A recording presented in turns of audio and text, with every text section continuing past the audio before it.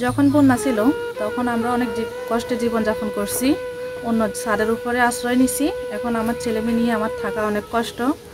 যখন বৃষ্টি হয় তখন বসে থাকতে হয়। এখন আমার ছেলেমেয়ে নিয়ে থাকা আমার ভীষণ কষ্ট।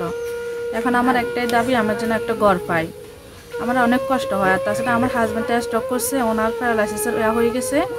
আমার ছেলেমেয়ে নিয়ে থাকতে কষ্ট। এখন সবার কাছে আমার আবেদন যেন আমি একটা ঘর পাই। ঘর পাইলে আমি থাকতে পারি, কিন্তু আমার হাজব্যান্ডের কোনো কর্ম নাই, আমার থাকা ভীষণ কষ্ট। যখন বর্ষা হয় তখন ভীষণ কষ্ট হয় আমার। এটাই আমার সবার কাছে চাওয়া।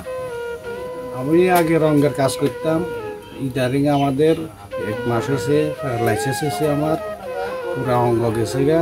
এখন ঘরে কোনো কাজকর্ম নাই, খাওয়া দাওয়া কষ্ট করি, ঘরের উপরে পানি পড়ি থাকে। এই বৃষ্টি হইলে পানি হইলে আমরা বসে থাকি পুরো পরিবার লই। আর আমাদের চলাফেরার কোনো এত বেশি কিছু নাই। আচ্ছা, ঠিক আছে।